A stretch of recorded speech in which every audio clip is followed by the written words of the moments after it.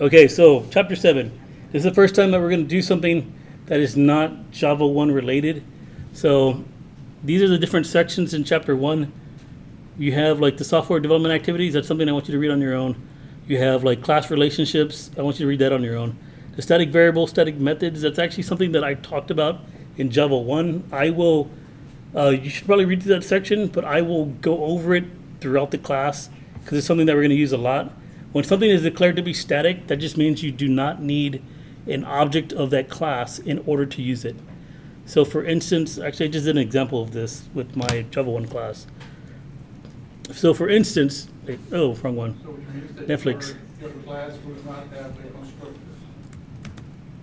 Exactly, you just call it through the class name. So the perfect example of that is the math class. The math class has static methods and static variables. So I don't have to have a math object in order to invoke its methods. I just call it through the class name. And there's these static variables, right? They're constants. So I'm able to see them through the class name, like pi and the natural number e. If I were to run this program, excuse me, and change directory to Dropbox, oh dang, I made that. So Dropbox, let me see.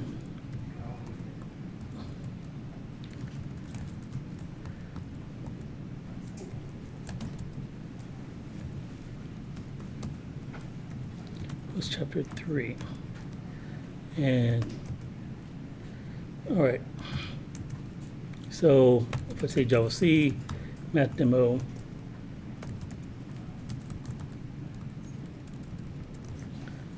I did like a random number generation at the end of that. But up on top, I print out the value of pi as a double, right? So that's the value of pi as a double, right? Because normally that repeats forever and ever and ever.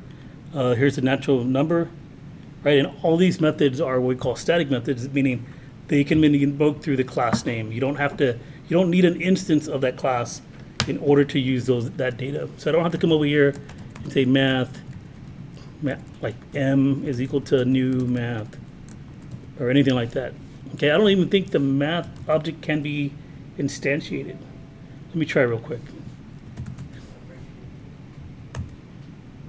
Yeah, so it's saying it's private. So meaning that the constructor is private. So that you can't actually instantiate an object of the math class. All right, but that's what they mean by static. And I'm going to keep doing examples of that throughout the semester because we're going to use it in a lot of different places. All right, so the next... If you create your own math class, so let's say Michael math, okay? And you create a couple of functions, static functions, and then you want to use that in your program, so you have to import that. Right. So you have to save that as class You would save it... somewhere, and you have to do import with a full qualified path. Right, so you have to set the whole package name thing. So, Or you can create a package. yeah, and then you can create a package and then make a external library, and then like you can import that into your class. So let me open IntelliJ real quick. So I should have closed it because it takes so long to open.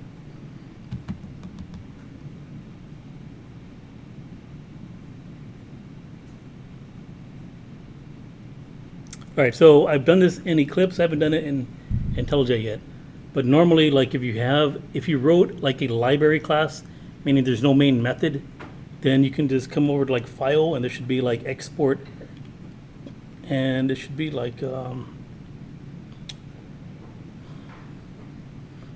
dang, I don't know. I'm probably have to Google this.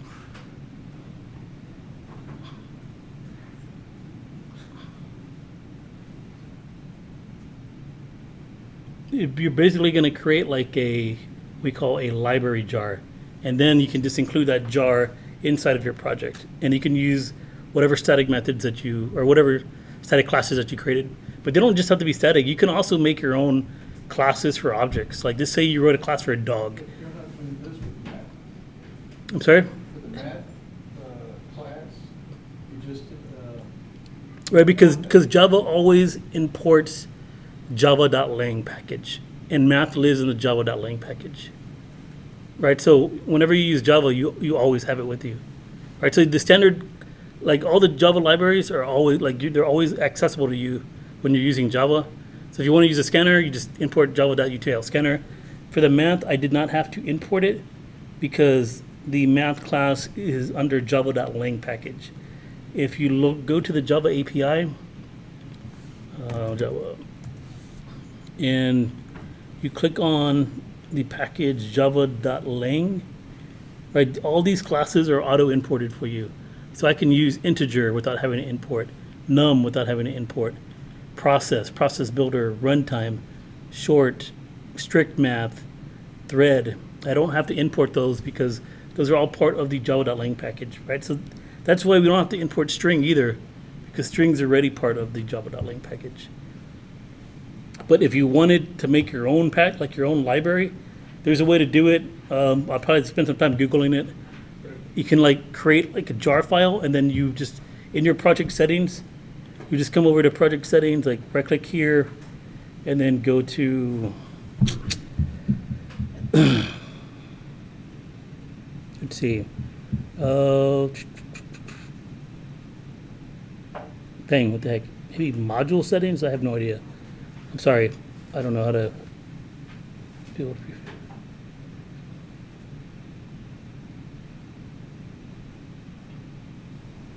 Nothing's really jumping out at me, but I'm going to assume that it is the module settings. So where would I see the module settings?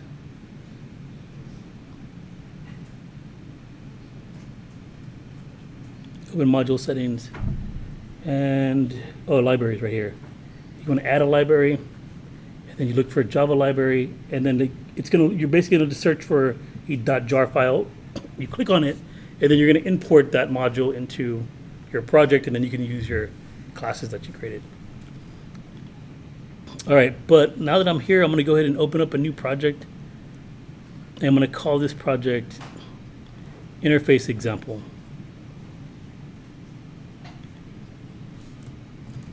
Interface.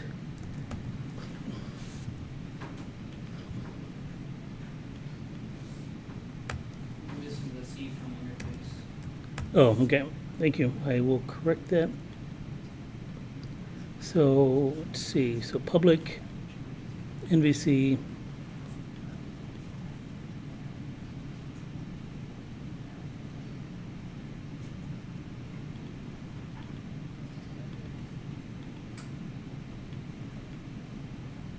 Okay, and I'm going to see what it says here. All right, and you said I'm missing a C, interface demo. All right, let me finish. Oh, there's already one here. Dang it, what did I do the last time? I think last time I made something called workspace. Dang, I messed that up. Oh, hold on, let me, Just create a soup folder. yeah, I'm going to make a new folder, but I'm going to, like, You can do that from Intelligent.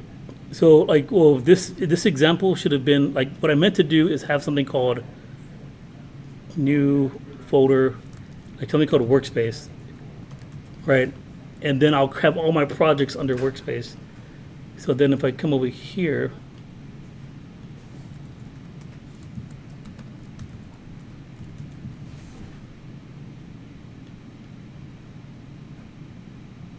yeah, wait, what am I doing? I think I just hit finish.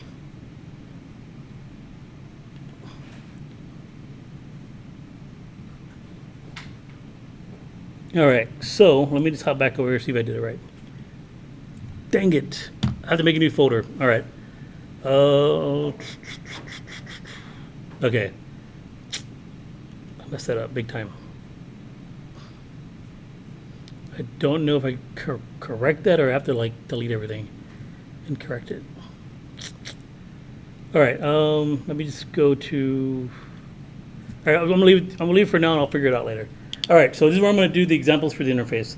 Okay, so let me hop back over to the lecture, and I'm gonna talk about interfaces, and then we're also gonna talk about enumerations. I don't know how long I'm gonna lecture for, but I do plan to stop like around 9:30. Like I don't wanna go all night. My I still have a headache, but hopefully I can finish interfaces. And then next week we'll continue chapter 7, and I think that I'm really going to cover just interfaces, enumerated, revisiting, and like overloading something that we talked about in Java 1. It's something that I'll continue to demonstrate, especially when we get to chapter 9 and we talk about inheritance. So that's something that we'll cover later on. All right, so Java interface. A Java interface is a collection of abstract methods and constants. An abstract method is a method header with a method body. An abstract method can be declared using the modifier abstract, but because all the methods in interface are abstract, usually it is left off. An interface is used to establish a set of methods that a class can implement. So here they have doable. I think this is a really bad example. They should go with something simple when you're first introducing somebody to something. So like the best example I can give you for this is you have two different objects that aren't exactly the same, okay? So let's just put ourselves into a video game, okay? Now in a video game, you'll have like a light switch and maybe like a projector, right? Those are two different objects. They wouldn't inherit from each other, but they would have an interface for interacting, meaning a character in the video game can go to each one of those components of the video game and interact with it, right? So you would define a interface called interactable object, and then you'll define methods that you're going to have to invoke on any class that implements that interface. So if I wanted that light switch to be interactable and I wanted the projector to be interactable, I would have to implement the interactable object interface and then implement my own version of those methods. And then once you do that, that's what we call polymorphism. That light switch can be a light switch or it can be an interactable object, right? Because we just added those new set of methods to it. That's kind of what it's telling you here. The way you declare an interface is the way you declare a class, right? Public interface, instead of doing public class, the name of your interface, and then you just list out your method headers. You don't actually put the method content, because whoever implements this interface is going to have to come up with their own definition. So for instance, this do this, right, would be different if it was implemented by a light switch or implemented by a projector, okay? That type of thing, right? And I'll show you an example, and I'm pretty sure it'll make a lot more sense. An interface cannot be instantiated. Methods in an interface have public visibility by default. A class formally implements an interface by stating so in the class header, providing implementations for every abstract method in the interface. If the class declares that it implements an interface, it must define all methods in the interface. So if we declare an interface, we say we're going to implement that interface, you have to implement all the methods. Don't worry, IntelliJ will take care of all that for you. So let's hop over to the example really quick. All right, so I'm in my project, which it says the name of this is Workspace. I'm kind of still upset about that, but I'm going to go ahead and make a couple of classes. I'm going to make one called Light Switch, and then another one called Projector.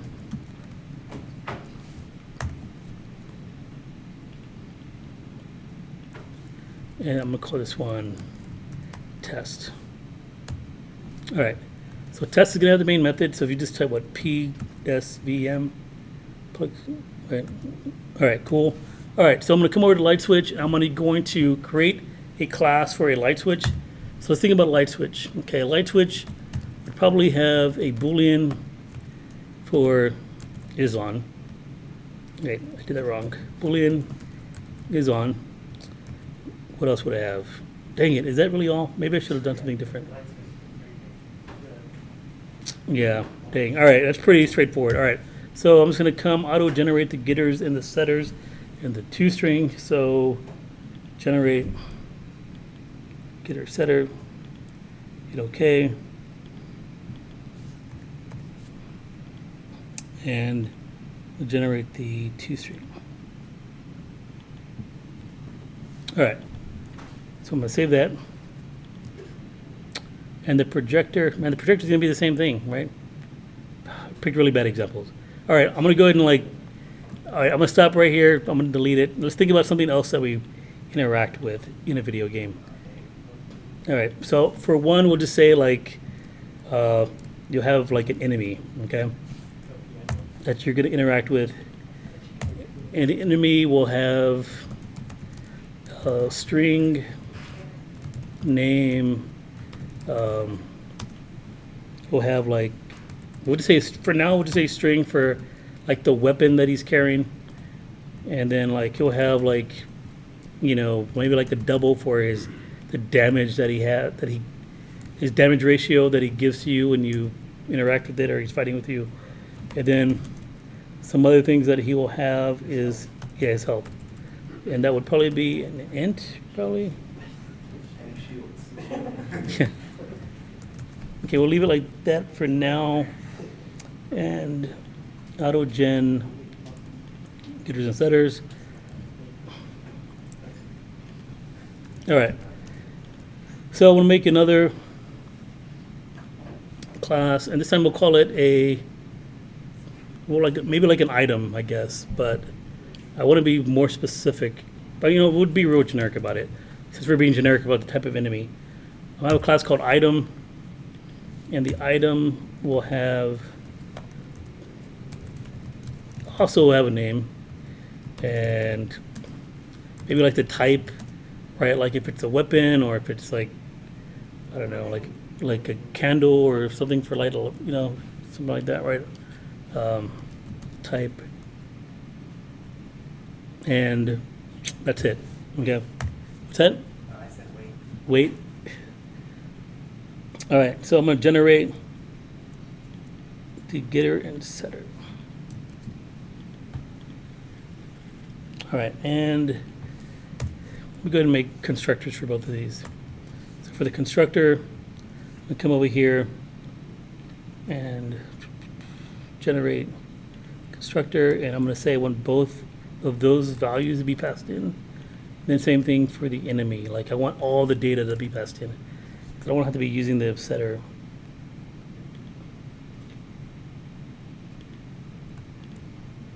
All right, so there is my object. I do want to slap on a toString though.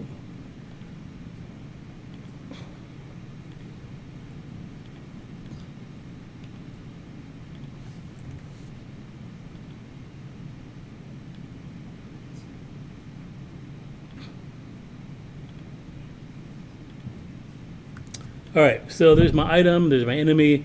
So in my driver class, I'm gonna have, let's just say for now, I'm gonna have an enemy, just one enemy. Or actually, I'll just say E1 for now. And then I'll say new enemy. I gotta pass it data. If I put my cursor right there, it's telling me I need a string, double int. So string,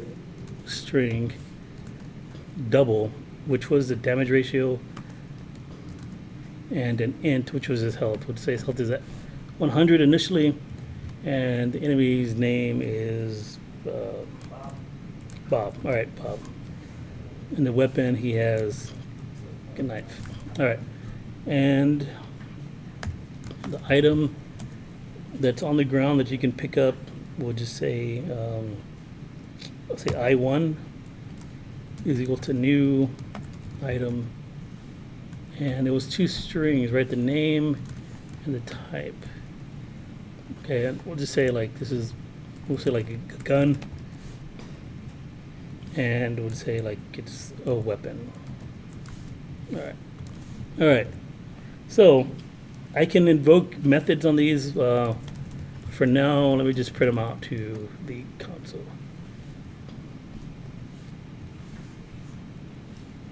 E1.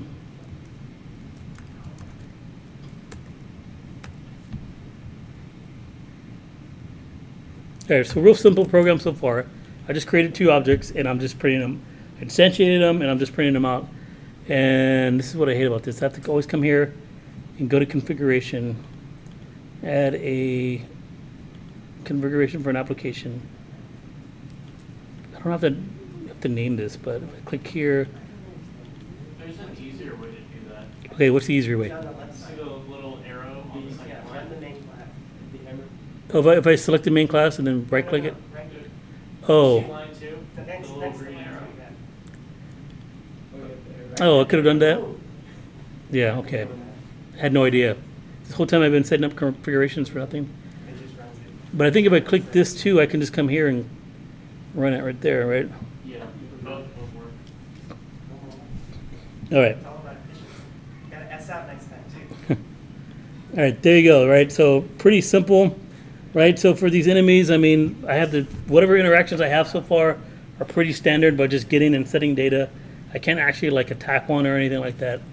But let's just say that both of these enemies are something that are interactable in my game.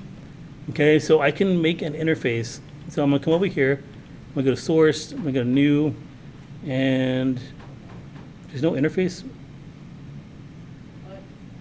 Make class. Oh, hit class and then select interface.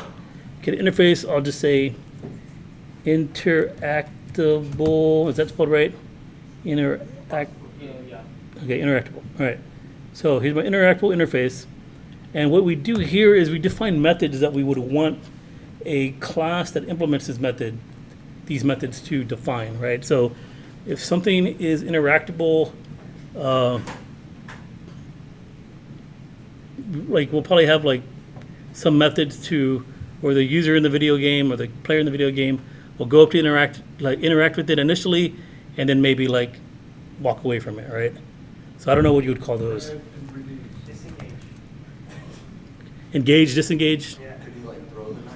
Yeah, I like that. Engage, disengage. Okay, so play public void. I mean, you're defining a method. You can make it return something.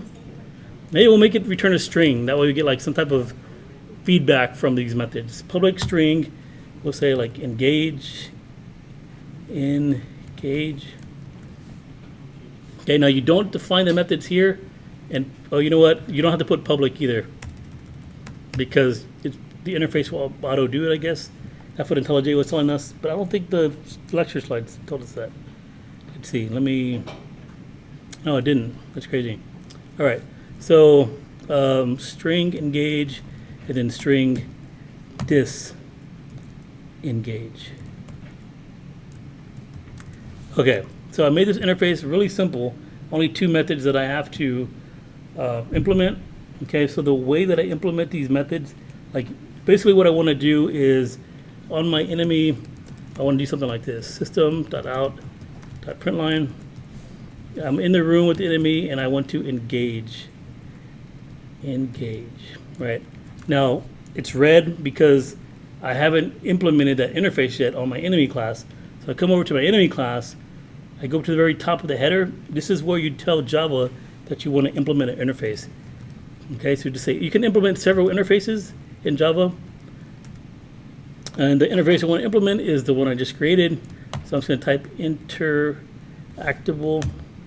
Okay, and now it's red, meaning Java knows, hey, you want to implement this interface, you're going to have to define these two methods.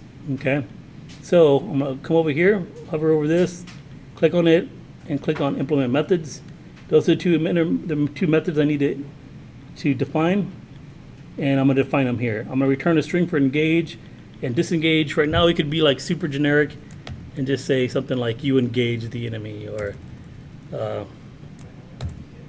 you approached. And approached. And then we'll just say like the enemy's name, right? All right, and then to disengage, you approached. I don't know what's the opposite of approached? Disapproach? I don't know. You left. You walked away. Say you walked away from. Okay. All right. Real simple. I'm just saying like. You engage that person and then you disengage that person.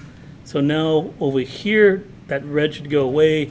And if I were to compile and run by pressing play,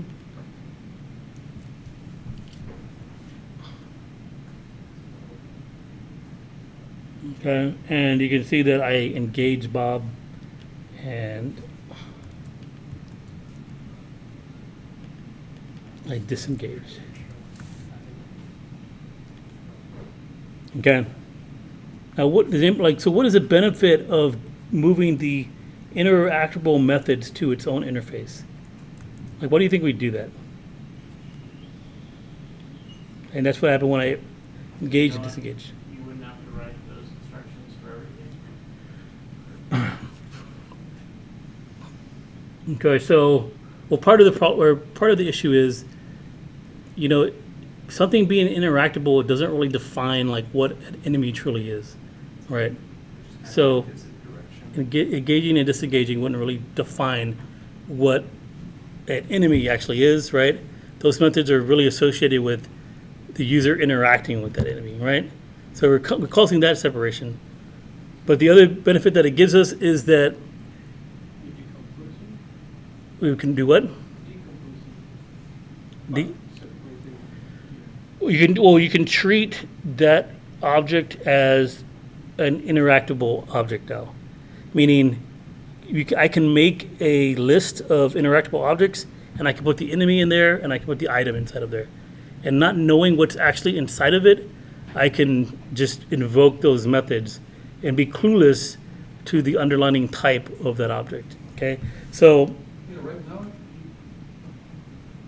this is the same as you instantiating the enemy and just setting a value to it. Right, exactly. If you make the enemy to grab the item, now you have two different classes that are interacting. Right. So, I mean, that would probably be like a different interface, though. It wouldn't be like. So when I say interactable, that's mainly like the user interacting with the user. But then, like something like the enemy picking up stuff would be methods that probably are associated with the enemy, like engaging with his environment. Yes. So are you saying that you would generally sometimes have more than one interface? Yes. It's actually pretty common to have more than one interface. All right. Yeah. So the idea is that I can apply interactable to an enemy. I could come over here and apply interactable to an item.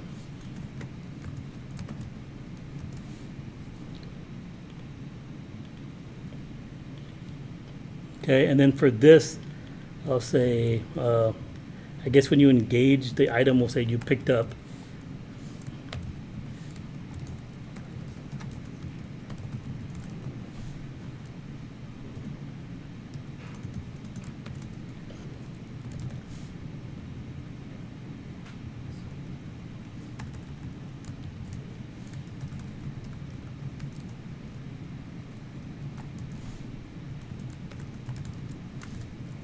All right, so now I have my item that also implements the same interface.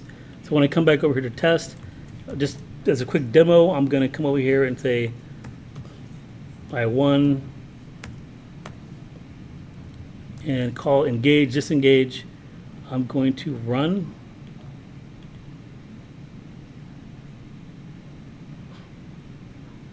Okay, and it says I picked up the gun, I dropped the gun. Now, like I said before, this isn't really giving us any true benefit to anything, right?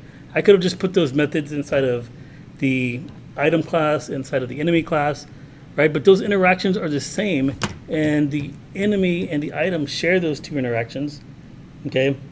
But the concept of interacting with the item and the enemy is the same, but they do two different things, right? So when I move it over to an interface, what I'm doing is I'm making those methods like generic to where I can apply them to different things that I can interact with. Okay, and the other benefit that it does is that now enemy and item become what we call polymorphic, meaning it doesn't have to be an enemy anymore. It can be an interactable object. Now I know we haven't talked about lists yet, but this is something we're probably going to talk about next week. Is I can make a list of interactable objects. Let me come over here and what was it? Control enter? Dang it. Wrong one. Option or function enter, alt enter. Okay, import class. All right, so I'm making a list of interactable objects. And I'm just gonna call this one, I'll just call it a list for now. Okay, I'm gonna say new, let me make it an array list. Dang it. Okay, then I'm gonna go ahead and add in my E1. add in my I1. And I'll go ahead and add in a couple more enemies and a couple more items. Put enemy in here, enemy in there. Instead of this one would be like Frank and I don't know, like Tammy. Oh shoot, what the heck? And then maybe the weapon that they have. One has a knife. He has a bat, an axe, a whip. Okay, whip. Okay, and I'll just leave the damage ratio and all that the same. In fact, I'm going to go back to the enemy. I'm going to update this. I should probably put what type of weapon they have. That's probably something that you would want to know.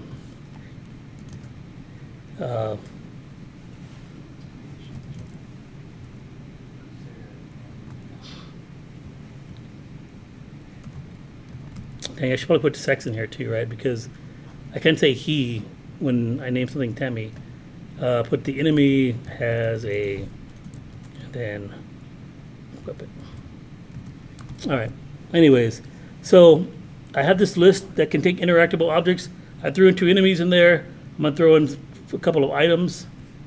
So what I'm doing is I'm just instantiating it right into the add. It's the same thing as making a variable for it, except now this list has a reference to that object in memory.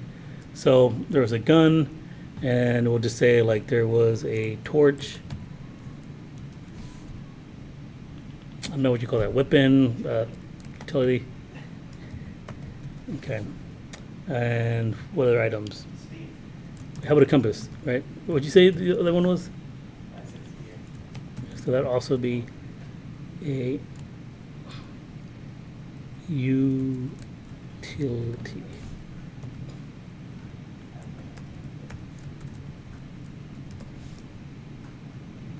All right, so those are all like different types of interactable objects that I can put into a list, right? And now what I can do is, not knowing what each one of those things has, how can I do this randomly? Let me think about this.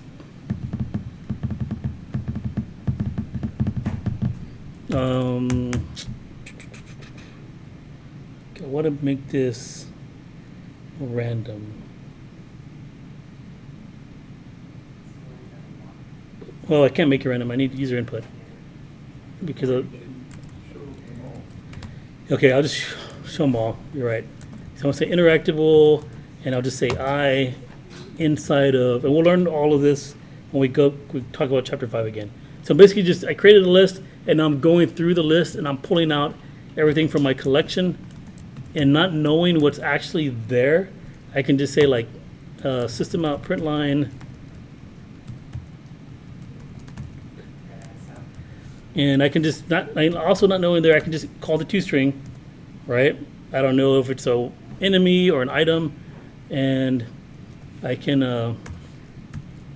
let's say okay, yeah, and I dot engage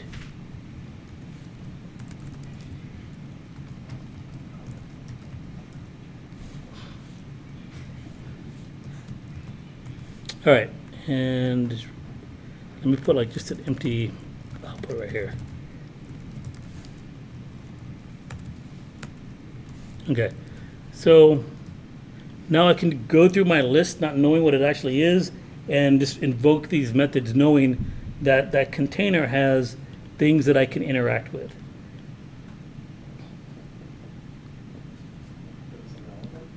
Yeah, I just went through all of it right now.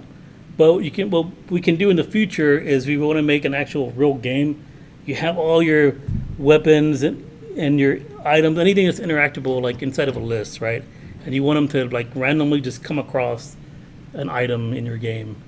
You can just pull something randomly from that list and then say like, oh, you've encountered this, right? So now when I encountered let me see, where was it? Oh, that was the first part that I did. Here's when I start looping, right? I have Frank. Frank had, where was I? Frank had the bat. Tammy had the whip, right? So you approach Tammy, the enemy has a whip, and then there's like the different utilities that I was able to interact with, right? I picked up, I dropped. You can also add other classes that implement the interactable interface, like different other things in the game, like maybe not things that you pick up, but just static items that are within the room, like the projector and the light switch. Or you walk into the room and you turn on the light switch and then the lights came on, right? You can see, right? Like that type of thing. I know we're doing everything through command prompt, but like this is the way like interactive games actually work. Is you define your enemy, it has its own attributes and stuff, but then things that like the player can do to that enemy will be defined inside of a interface, right? And it's not much different than an item that a player engages with, or another player. Like there's an interface between two actual players who aren't enemies, or actually on the same team, right? Like they can exchange items and stuff like that. But this is how we use interfaces. There's actually a lot of interfaces that are defined. So in this list, like if I wanted to sort something, I have to actually have the comparable interface implemented. But you can come to the enemy class and the item class and implement the interface called comparable, right? And we'll talk about, we're supposed to talk about that now. And we can sort those items based off how we want to compare them. Okay, so I guess I should do that now. Let me hop back over to the lecture. Okay, so they give you an example. They tell you that you use the implements clause in order to implement the interface. You can implement multiple interfaces. And they talk about all the different, you go to the Java API, there's a lot of helpful interfaces you can use. One of the most used interfaces though is the comparable interface. And it's basically the way that you can compare one object to another, right? And whenever you sort a collection, it's going to use your comparable interface. And they're just kind of telling you how to set up a comparable, the iterator. Okay, so let me just do an example of the comparable. All right, so now let's go back to my test class, okay? And let's just say I have a list of all my enemies and I want to sort them. So, dang, I already put them all in this one area. Let me think about this. I'll go ahead and just comment all this out for now. And yeah, comment all that out. All right, so we're going to come right here and I'm going to make a new list. Okay, and it's going to have all the enemies inside of this game, and what I'm going to do is I'm going to add E1.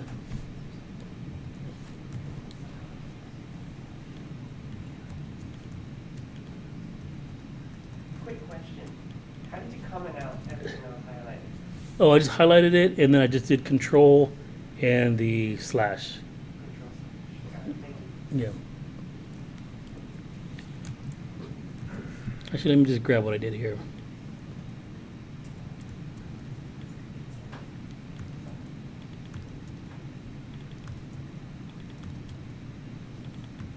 All right, so the first one is Bob. The next one would be Angel, and oops, spelled it wrong. Angel, and the name here, Shrek. Frank. Oh, Shrek. All right, so Shrek, and I just misspelled that.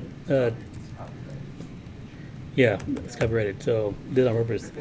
And then, like, just say I have like somebody else named Frank, but Frank, like, so everybody has a knife for some reason, but let's say this Frank is carrying like a gun. All right, so is this way you spell Shrek? E before the I? I don't know. All right, so EK, no I. EK. Oh, there's no I in there. No I. How come are you sure? That seems weird to me. Is it? Yeah. All right, let's find out right now. Oh, it is just E. Dang. I've always just assumed there's an I in there. All right, so I have this list. I'm putting all these enemy objects into, and then basically what I'm going to do is just say like for enemy inside of my enemies list. I'm basically just iterating through that. And I'm just going to print out all my values. Okay, so I'm just going to print out what's in the list. It should print out in the order in which I inserted all these values. Okay, and there you go, right? Bob, Angel, like exactly how I inserted it. Okay, now you can call sort. I forgot what class does this. I think it's this collections dot sort. Okay, and you just pass it the list that you want to sort. Okay, now this will not work. Oh, look, IntelliJ is already telling you it's not going to work.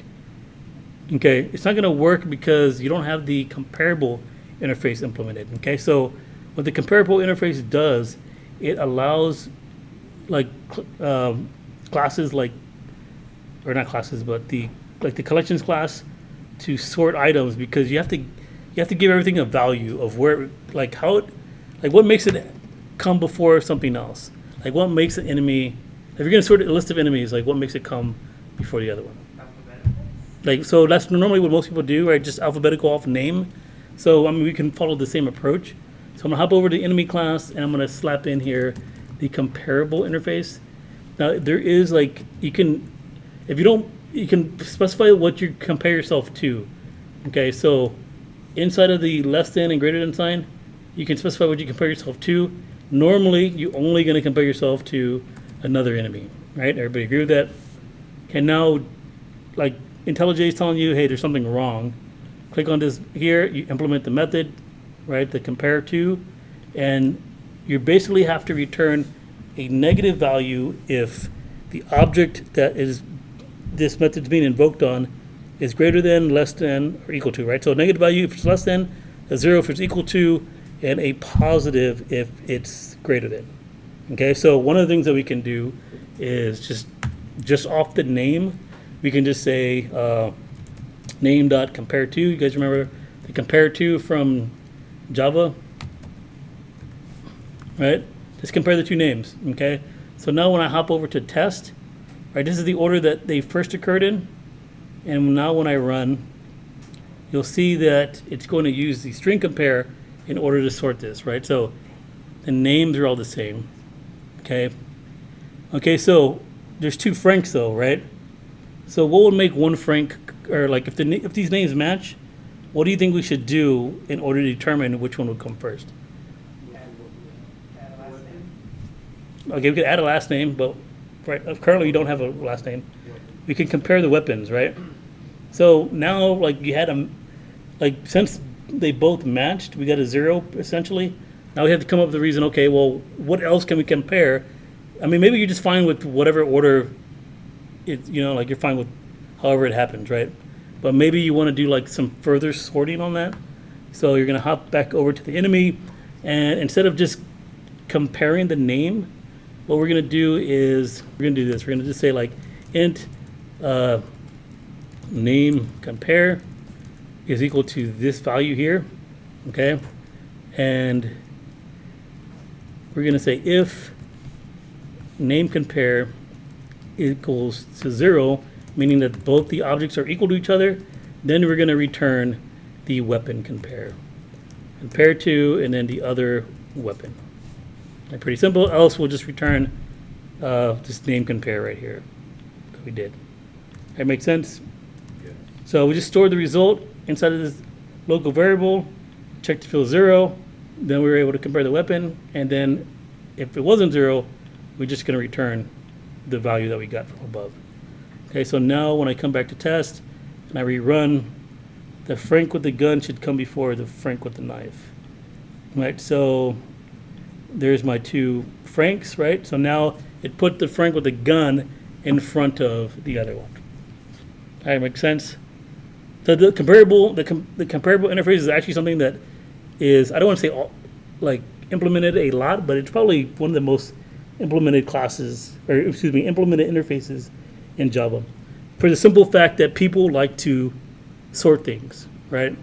So you can, like, just say if you're writing a program for students at Northwest Vista College, like, you want to be able to sort them by name or by social or student ID, something like that, right? So you're going to override the comparable interface.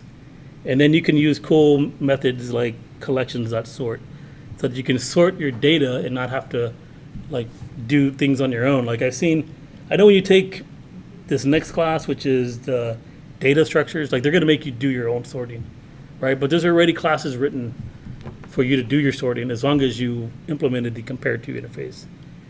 Okay, any questions on that? Okay, so that's actually, so knowing how to write an interface is something I test you on, and then knowing how to implement the comparable interface is something you're going to get tested on. I will give you homework over chapter 7. It's going to cover using interfaces, using enumerations. But let me go ahead and continue. There's actually another interface here, the iterable, but I kind of feel like we should wait until we know more about lists when we talk about this interface. Okay, but for now we have the comparable, and then we have like our own custom interfaces. Okay, and just remember, if you have different objects that aren't essentially, you would consider them to be the same, meaning we had an enemy, we had an item, we had like a light switch and a projector. I mean, you don't want to, like, just on each one of those, you don't want to put like engage, disengage. You can move those methods to an interface and then have whatever is interactable implement that interface, and then have its own definition for the engage and for the disengage. Okay? And then we can treat it all like one object. We're essentially making it like be polymorphic, meaning it can be an enemy or it can be an interactable object, right? If you notice, which was kind of cool, is what I had before. I guess you didn't notice because let me just comment it back in.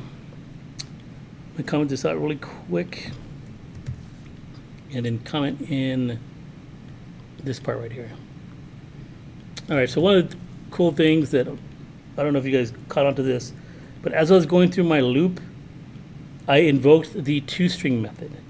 Now the toString method is a generic method, or I don't want to say generic, but it's a method that is on every single object. So every object has a toString method, even if you do not implement it. But because I implemented it on the item and because I implemented it on the enemy, it used the enemy's version of the toString and the item's version of the toString. So when I run this program, you can see that when it saw an item, it printed out the correct stuff for an item. When it saw an enemy, it printed out the correct stuff for the enemy. If I did not actually implement those methods or override those methods, let me go back, let me find toString. Here's the toString. The item class, I'm going to get rid of it. I'm just going to comment it out, hop back over to test, and run. If I did not implement that toString method, it's just going to call the underlining object's toString method, which is this right here, which is the name of the class and the location of where it is inside of memory. Okay? That's different than this one, different than that one. Right? That doesn't really give us any real information. The toString method is something that is normally overridden for the programmer, right? Like if you want to know the current state of your object, you can call the toString and see what the instance data looks like, right? For the item, we'll be able to see the name and the type. So you can just print that out to a log somewhere, so we can know at this point in the program, this is the data that was stored inside of an item. At this point in the program, this was the data that was stored inside of an enemy. All right, makes sense? All right, that is essentially interfaces. Okay, let me see what's next. Enumerations Revisited. Okay, so this is actually really cool. Enumerations. You guys remember we did like this in chapter 3? Yeah. Okay, so now what we can do is, and I'm gonna do a quick, man, there's not really a lot on it. Okay, let me just type up an example. Okay, let me hop back to, I need to figure out this thing with the,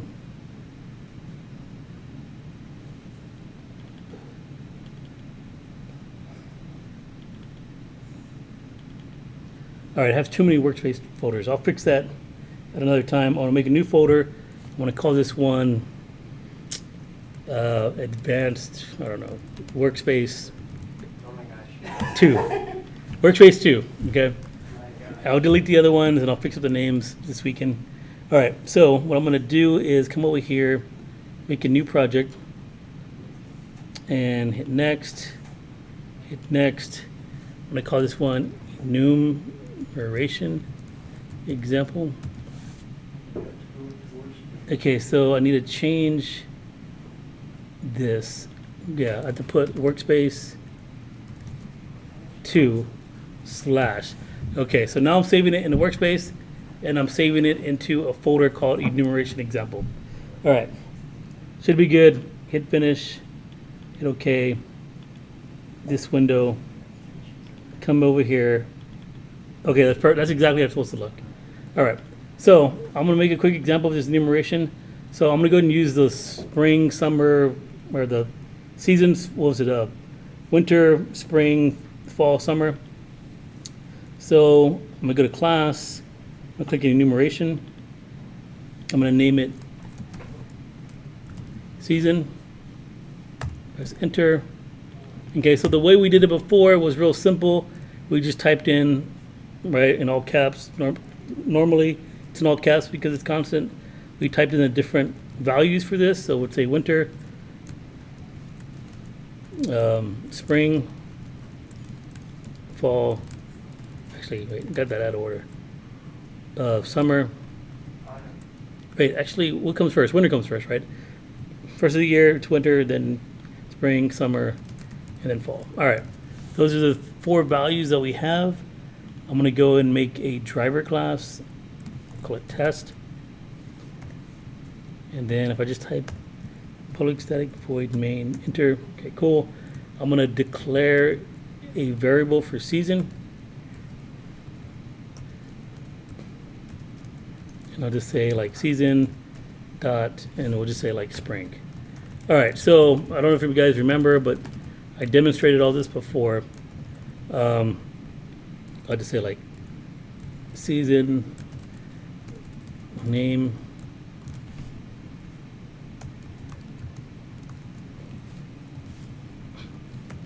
and then there's an ordinal value, ordinal, and I'm gonna grab my season dot, and I'll just call ordinal and my season dot name. All right, so it's gonna print out some values. The other cool thing that you can do with the enumeration that I really like is you can iterate through it by just simply saying season s and then the values of all your seasons. You can get that by through the enumeration name, just the enumeration name dot values, and then you can just print out all your values right here. And actually, I don't need to do that. I'll just like s dot name. All right. Okay, so I'm gonna go ahead and run this by clicking this triangle and hitting run. I knew that the whole time. I'm just kidding.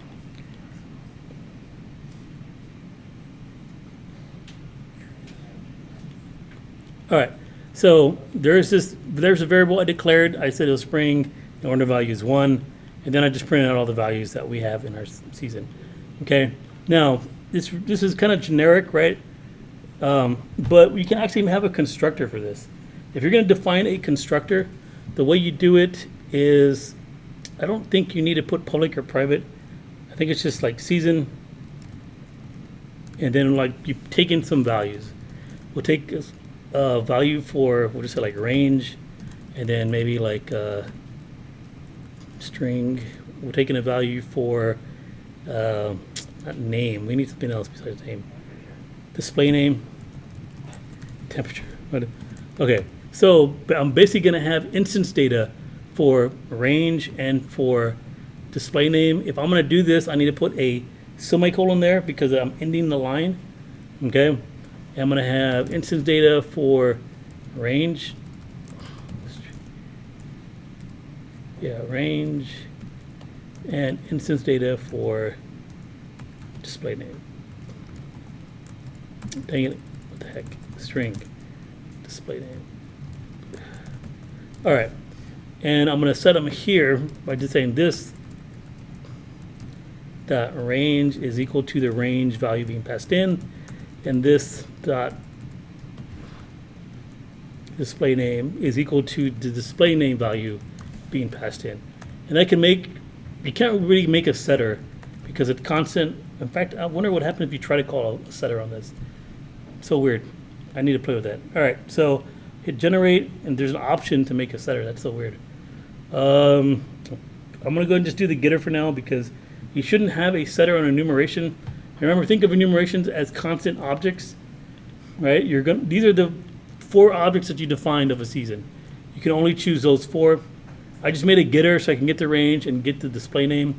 Now, if you define a constructor, now what you have to do is you have to come up to your list here that you created and pass in those values that you want for each one of these, right? So you can do the open close parentheses, then you have to pass in a string for the range, pass in a string for the display name. So like the range for winter would be January through March, right? And the display name for this would be, because like winter in all caps, I mean, maybe you don't want it to look like that. We'll just say winter, okay? And then for spring, the range for this would be, I guess technically it's from March, right? Actually, no, wait, I got this range wrong. It starts in December. I have a quick question about the capitalization. Does it have to be capital, like the winter, spring, summer, fall? It doesn't have to be, but normally by our naming conventions, it does because it's a constant. It's a constant object, right? So you'll see it used a lot where it's capitalized. If you want like a nicer looking name, then you can just do something like this, like make a display name, like put in some additional information here, you know, that type of thing. Yeah. And if you make this for like months, I probably should have done it for months where I had all the months listed out.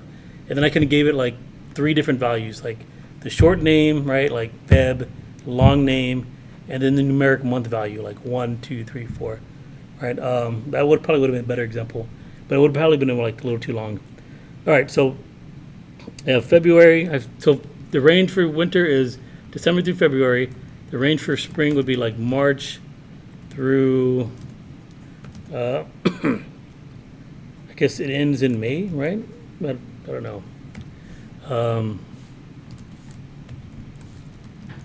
Okay, and then summer, the range for that would be June through, dang, I don't know if I should put a dot or not, like, I'm kind of started that already, so I feel like I have to keep doing it. So June through August, and display name for that would be summer.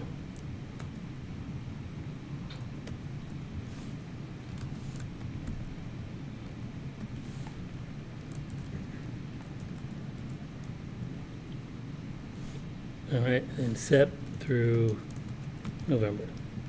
Okay, and display name for that would be fall. All right, so now that I have, so I basically just I have the same enumeration that I did before. I just created a constructor that takes in additional data. I have instance data for each one of these objects, and I'm passing in the values that I want to set for those objects. Okay, so the way to think about this is an enumeration is essentially a class for a constant object, meaning you want a class, but you want to say, I only want to have 4 kinds of objects from my class. You made a class for season, but you only want to have 4 seasons, right? Winter, spring, summer, and fall. You don't want to have anything else. So we made it an enumeration to say this is it. This is all we're going to expect to see. So now if I hop back over to my test, I can do things like system out print line s dot range, get range, and system out print line. I could have done the shortcut for this, dang it. S dot get display name. So now when I run this program again, you'll see like in my iteration through each of the seasons, you'll see the range and the name that I defined. Let me put a space somewhere because I don't like when things run together like that.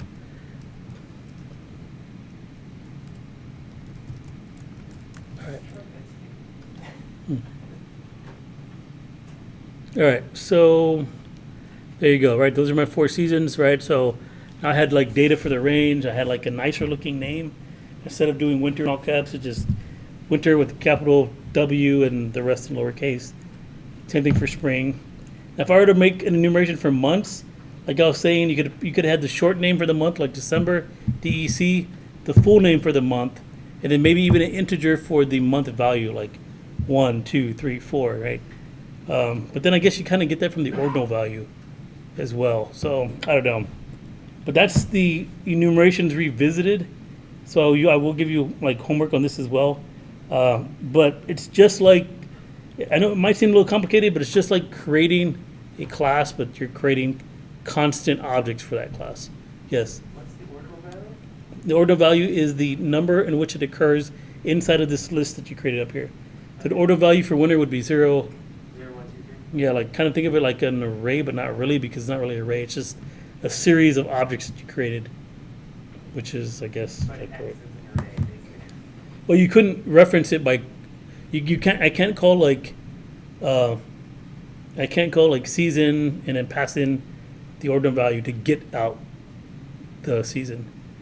You know, you have to go through the whole list and check to see which one has the ordinal value you're looking for.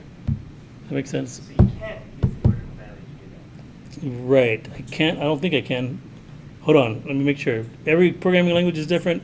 We're learning every day. Yeah. So I don't believe I cannot do something like this. Season dot get. Nope. There's no get. Can I do that? Nope. It's red. Yeah. Yeah. There's no way to use the ordinal value to get the season out.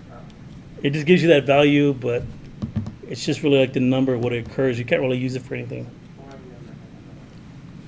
Sorry, what's that? It really has no use, right? Yeah, except for the, like, I guess the number within the list. Yeah. All right, so that is Enumerations Revisited. Enumerations are actually, this is the way they're really written. I mean, I've never seen an enumeration written like the way that we did it in chapter 3, where it's just like a couple of values and that's it. Like normally, like where I work at now, we have enumerations for different responses from the server that we expect, right? So we'll have like, okay, standby, like running, this and that. But we'll have like instance data for each one of those to have like a nicer looking name, to have like maybe like a number associated with it, a message to show, like that type of thing, right? So this is the way enumerations are typically done, where you create a constructor and then you have instance data. Now, one of the things I wanted to see is if I can actually change, if I come over here and make a setter, like what happens? Does it make sense to me? Let's come over here, and I don't think you should change, but I have the option to do this. Okay, I'm gonna come over here on my season. I'm gonna say season.set display name tacos.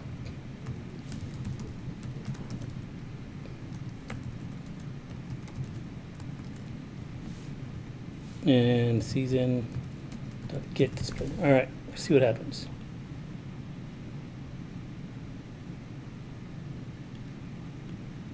Dang, what the heck? How does that even work? I guess you have to be, yeah, it did. Like, I guess the object is in memory, so you are able to access it. I don't know. That doesn't make sense to me. Because you'd want things to be constant. So since I changed it to tacos, like, it changed it to tacos right there. Because it's the same like, if you get this, like, what was that, spring? The spring object is in memory somewhere, and it's always the same every time you want spring. It's not going to instantiate itself again. You see what I'm saying? Like, there's only one spring object. But I was able to change that. So you got to be careful about your setters. To me, that doesn't make sense to have a setter on something that you want to be constant. So you should get rid of them. Like, don't use them, because it looks like having them will actually change the data that you have in your enumerations. I find that disturbing. So, yeah. All right. So that's all I have in chapter 7. Let me see if there's anything else to talk about. I mean, the other things in this, like testing, like that's something that I want you to look at as well. But really from chapter 7, it was enumerations and the interfaces. I will give you homework on this, and the next class, I'm gonna hop back to chapter 5. We're gonna talk about array list, and then from there we'll go to chapter 8 and talk about arrays. All right, that's what we're gonna do next week. So are we getting the homework next week or just? No, I'll post it tonight. I have to look what I assigned my last Java 2 class.